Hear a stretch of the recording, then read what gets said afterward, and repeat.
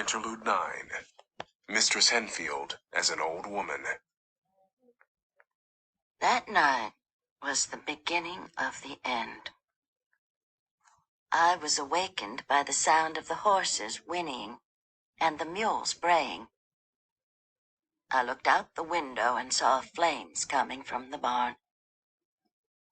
Thank God it was raining. If it hadn't been, I would have lost the whole barn and all the horses and mules. I ran outside and started hollering for help, and the slaves came and got the horses and mules out.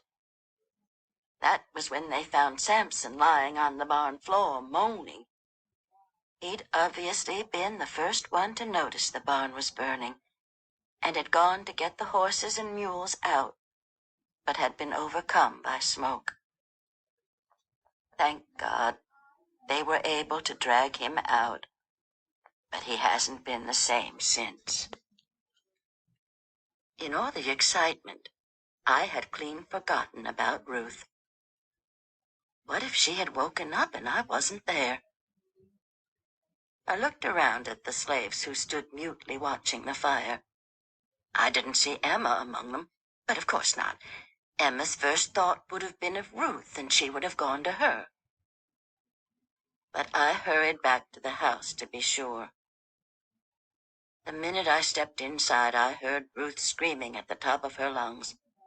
I ran upstairs, and she was standing in the doorway to my room, alone.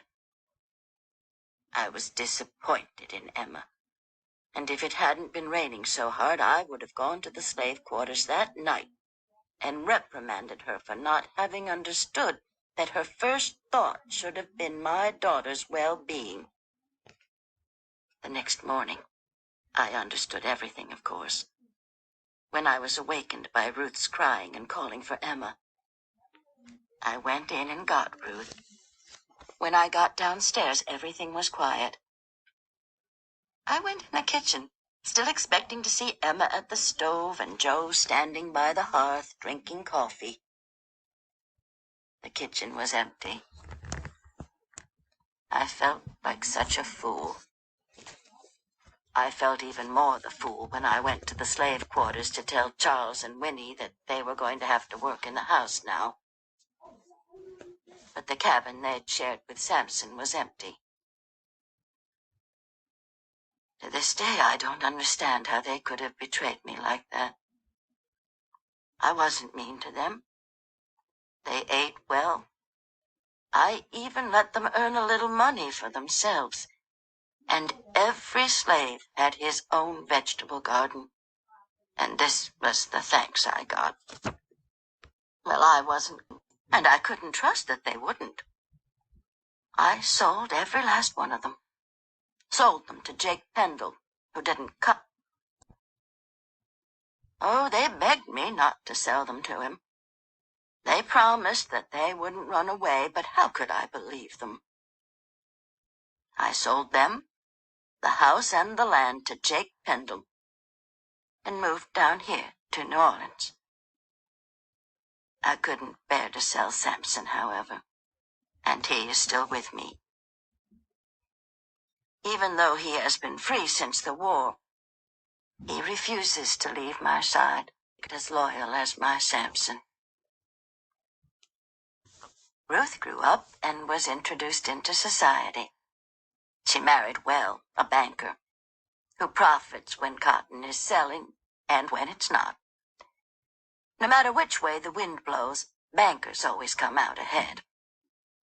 So I've been able to live out my days in comfort with my daughter and grandchildren. I've often wondered what happened to Emma, Joe, Charles, Winnie, and that little baby of theirs.